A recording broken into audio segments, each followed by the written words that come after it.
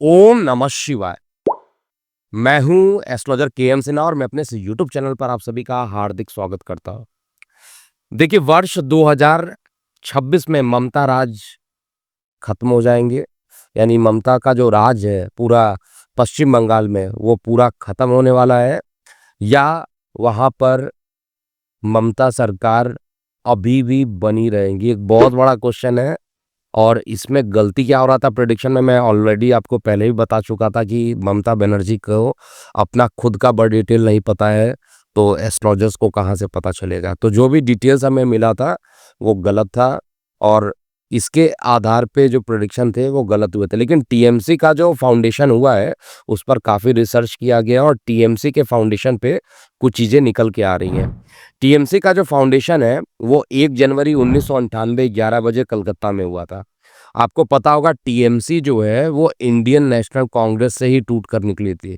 वर्ष 1997 में डिस्प्यूट हुआ, 98 में ममता बनर्जी ने अपनी पार्टी बनाई, और इस पार्टी में का जो, अगर आप चार्ट देखिएगा जो कि आपको डिस्प्ले में भी दिखा दिया जाएगा, मीन लग्न का चार्ट बनेगा और ग्रहों की स्थिति आपको दिखाई देगी।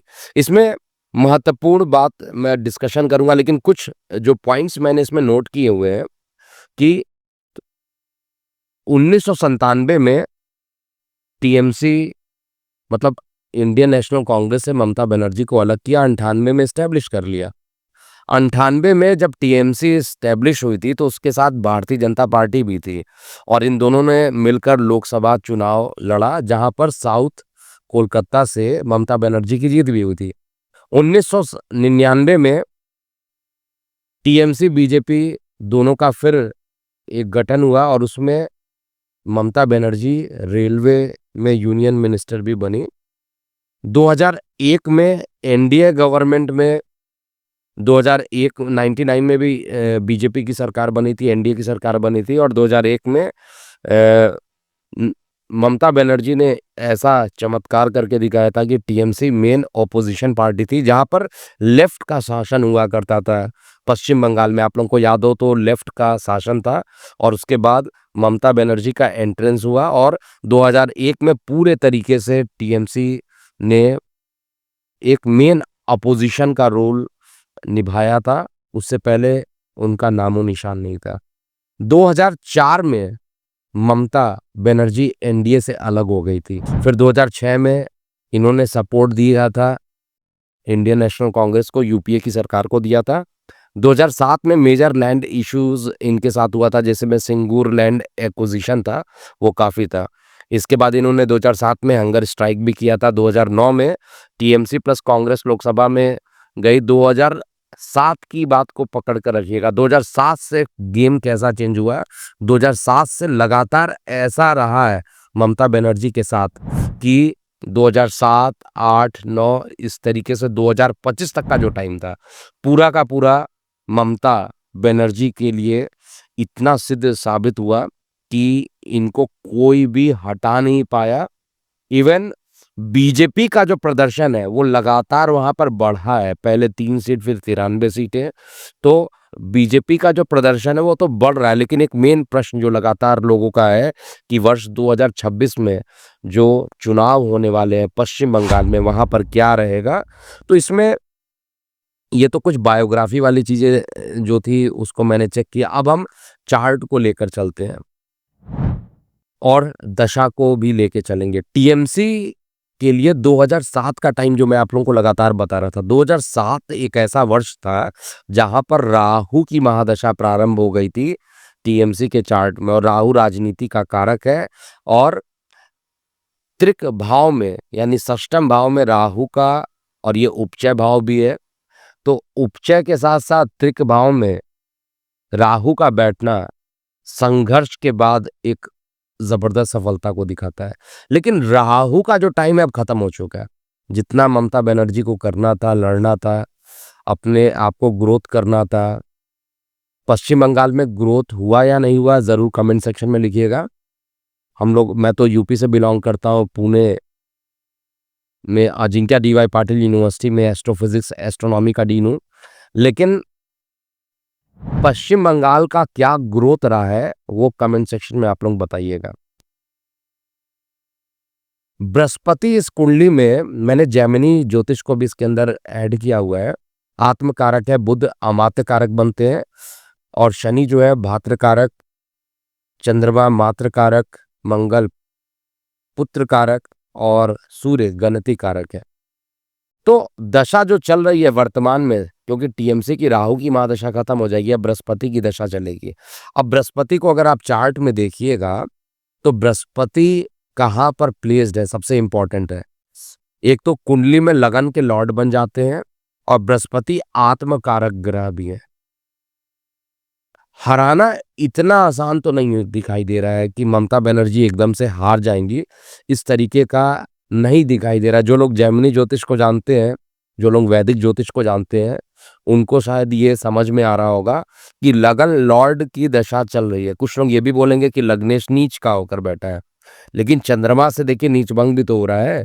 और एक रूल भी लिखा है, नीच का ग्रह जब भी त्रिकभाव के स्वामी होकर उपचय में चले जाते हैं तो काफी पावरफुल हो जाते हैं। तो यहाँ पर बृहस्पति तो पावरफुल है, साथ में जैमिनी के हिसाब से देखा जाए आत्मकारक है। अगर आत्मकारक ग्रह है उसकी दशा चलेगी तो समय तो है, संघर्ष तो कराएगा। नीच का ग्रह है, लगन का लॉर्ड नीच भंग कर रहा है, तो दशांतर दशा में एटलीस्ट तो रिजल्ट अच्छा देगा। तो लाभ भाव में जाकर बैठा हुआ है। टीएमसी के लिए बृहस्पति की महादशा संघर्षों वाली होगी, संघर्ष काफी करना पड़ेगा। ऐसा नहीं है कि एकदम से जैसे पहले जी जाती थी उस तरीके से होगा, ऐसा नहीं दिखाई दे रहा है। अगर संघर्ष कर लिया, और संघर्ष बृहस्पति कहीं ना कहीं धार्मिक चीजों को भी बताता है। अब धर्म के तरफ अगर झुकाव हो, अब धर्म तो कोई भी हो सकता है, धर्म तो किसी भी प्रकार का होता है, सर्व धर्म को हम लोग मानने वाले होते हैं।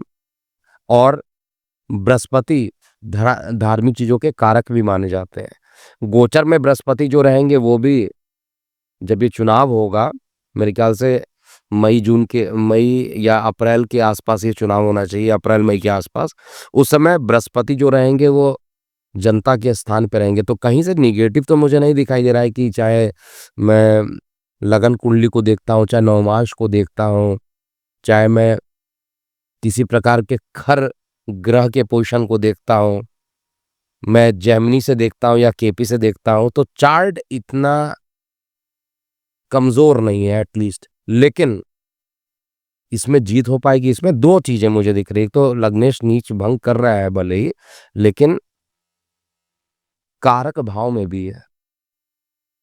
कारक भाव के हिसाब से देखा जाए तो रिजल्ट बहुत अच्छा बृहस्पति यहां पर देंगे। ये दो चीजों पे डिपेंड करेगा, वो कितना ज्यादा मेहनत कर रहे हैं। बृहस्पति लाभ भाव में लाभ तभी देगा जब आप बहुत ज्यादा मेहनत कर रहे हैं, ऐसे ही लाभ नहीं मिलेगा। लंबे टाइम के लिए कहा जाए तो धर्म का सहारा लेना पड़ेगा। अब वहां पर आप कुछ मस्जिद के बनने की बात भी देख रहे हैं, तो किसी विशेष समुदाय को आकर्षित करके जीतना है तो बृहस्पति यहाँ पर सहयोग जरूर करने वाले हैं। लेकिन परेशानी मुझे कहाँ पर दिखाई दे रही है, इनके नवमांश कुंडली में दिख रही है। नवमांश में बृहस्पति बहुत अच्छे पोजीशन पे नहीं है, लगन में तो नीच के हैं, नीच भंग कर रहे हैं। नवमांश में देखा जाए तो सूर्य राहु के साथ ऑलरेडी बैठे हैं, लगन में जाकर बैठे हुए हैं, तो बहुत अच्छी पोजीशन नहीं है और शनि से दृष्ट भी है।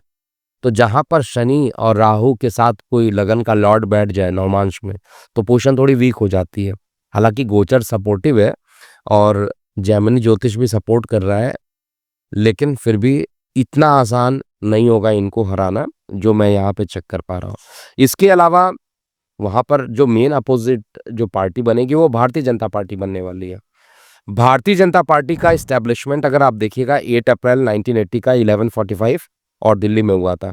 चार्ट आपको दिखाया जा रहा है, मिथुन लग्न का चार्ट है और इसमें जो है मात्र कारक ग्रह जो होते हैं जैमिनी के हिसाब से देखा जाए तो चंद्रमा बनते हैं। राहु में चंद्रमा चल रहा है, चंद्रमा जो है मात्र कारक, यानी जहां पे जनता का जुड़ाव होता है वो सपोर्टिव है। ये सबसे पहला इंपॉर्टेंट चीजें मुझे दिखाई दे रही है। और राहु के अंदर चंद्रमा जो है उस समय चलेंगे भी। तो राहु जिस भाव में बैठा हुआ है वहां पे शनि के साथ बैठा हुआ, और सिंह का राहु शनि बहुत अच्छा रिजल्ट देते हैं, और वो भी उपचय भाव के अगर है तो बहुत ही अच्छा देते हैं, क्योंकि पाप ग्रह उपचय भाव में लाभ देना प्रारंभ कर देते हैं। तो मुझे दशा अंतर्दशा बहुत स्ट्रांग दिखाई दे रही है भारतीय जनता पार्टी की। लेकिन जब चुनाव होंगे, अगर वो डेट 13 मार्च से लेकर 26 मई के बीच में होता है, चाहे वो रिजल्ट की डेट हो, तो ऐसे कंडीशन में बृहस्पति का प्रत्यंतर आ जाएगा, राहु चंद्रमा में बृहस्पति का प्रत्यंतर आ जाएगा। बृहस्पति जो है वो गणितीय कारक है, बहुत अच्छा नहीं माना जाता है जैमिनी ज्योतिष में। जब गणितीय कारक ग्रहों की दशा चलती है तो बहुत सारी बाधाएं हैं।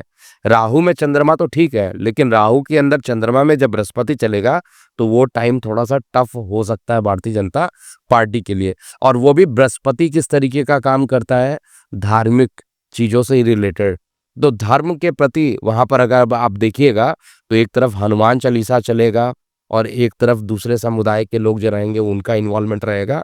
तो वहां पर जिस पार्टी ने ज्यादा अच्छा प्रदर्शन करना है, क्योंकि कुछ चीजें तो कमी ममता बनर्जी के नौमांशा में दिख रही है। बृहस्पति बहुत स्ट्रांग पोजीशन पे नहीं है और नीच भंग भले ही कर रहा हो लेकिन बहुत स्ट्रांग पोजीशन पे। अगर नीच भंग नहीं करता तब तो उपचय भाव में बृहस्पति स्ट्रांग हो जाता है। नौमांशा में भी देखा जाए तो पीड़ित है, तो नीच भंग अगर कर देगा तो थोड़ी सी परेशानी वहां पे डेवलप होगी और वही धार्मिक चीजों को लेकर ही वहां पर जीत और हार का फैसला होने वाला है।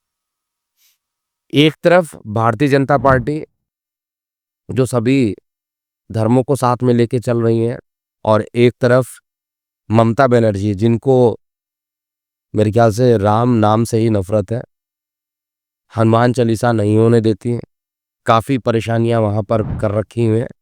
तो मुझे ऐसा दिख रहा है कि धर्म धर्म के जो गुरु है वो भी गोचर में उच्च के हो जाएंगे कुछ दिनों में, 2 जून से। और मुझे नहीं दिखाई देता है कि ये चुनाव जो रहेगा वो मई जून के बाद पड़ेगा। तो थोड़ा सा संघर्ष यहाँ पर भी है, थोड़ा सा संघर्ष वहाँ पर भी है, लेकिन ओवरऑल नरेंद्र मोदी जी का जब अगर चार्ट देखिएगा, क्योंकि लीडरशिप जो रहेगी वहाँ पर नरेंद्र मोदी जी के ही चार्ट के अकॉर्डिंग होगा। अब ये चुनाव किस डेट होते हैं, उस समय क्या दशा अंतर्दशा सूक्ष्म दशा चल रही है, वहां पर ज्यादा क्लियरिटी होगी। तो नरेंद्र मोदी जी का भी जो चार्ट है उसमें मंगल के अंदर बुध का टाइम चल रहा है। अब मंगल के अंदर बुध थोड़ा सा वैसे ही परेशानी देता है, वृश्चिक लग्न की कुंडली है तो बुध थोड़ा सा परेशानी वाला समय देता है। और बुध जो है जैमिनी ज्योतिष के हिसाब से भी गणितीय कारक है। तो बहुत अच्छा टाइम तो यहाँ पर नरेंद्र मोदी जी के चार्ट में भी नहीं दिखाई दे रहा। अब एक ही चीज बस यहाँ पर डिसाइड कर सकता है, वो डेट, किस डेट में चुनाव होंगे, वो डेट किस डेट में चुनाव के रिजल्ट आएंगे। अभी वर्तमान में देखा जाए तो वर्ष 2026 में ममता राज्य जो है, एक चीज तो कन्फर्म है, जो राहु का फुल सपोर्ट मिल रहा था वो खत्म हो जाएगा। लेकिन इस समय जब मैं वीडियो बना रहा हूँ, इस समय टक्कर जो है दोनों पार्टियों का ज्यादा है। अब जब डेट आएंगे उस डेट में ये पता चल जाएगा कि कितने परसेंटेज जीत की संभावना बनती है या नहीं बनती, कितनी सीटें आ सकती हैं। लेकिन एक चीज है कि काफी उथल पुथल होने वाला है, काफी हंगामा होने वाला है इस बार 2026 में। और ये धार्मिक हिंसाएं भी बहुत ज्यादा पश्चिम बंगाल में देखने को आपको मिलेंगी। तो इस समय चार्ट चाहे भारतीय जनता पार्टी और मोदी जी की देखा जाए या टीएमसी की, तो टीएमसी वर्सेस बीजेपी, बीजेपी का चार्ट काफी स्ट्रांग दिखाई दे रहा है। और ममता बनर्जी का खुद का चार्ट नहीं है, मोदी जी के लिए बुध का अंतर चल रहा है, जो कि वैदिक ज्योतिष के हिसाब से भी बुध बहुत अच्छा नहीं माना जाता है और बुध गणितीय कारक भी है। तो थोड़ा सा चैलेंजेस यहाँ दोनों जगह पर दिखाई दे रहा है। जिस दिन चुनाव के रिजल्ट आएंगे वहां पर मैं अपना अंतिम परिणाम दूंगा। लेकिन ये चीज तो रिलैक्सेशन है कि ममता के जाने की संभावना बहुत ज्यादा बन जाती है राहु के खत्म होने से। ओम नमः शिवाय।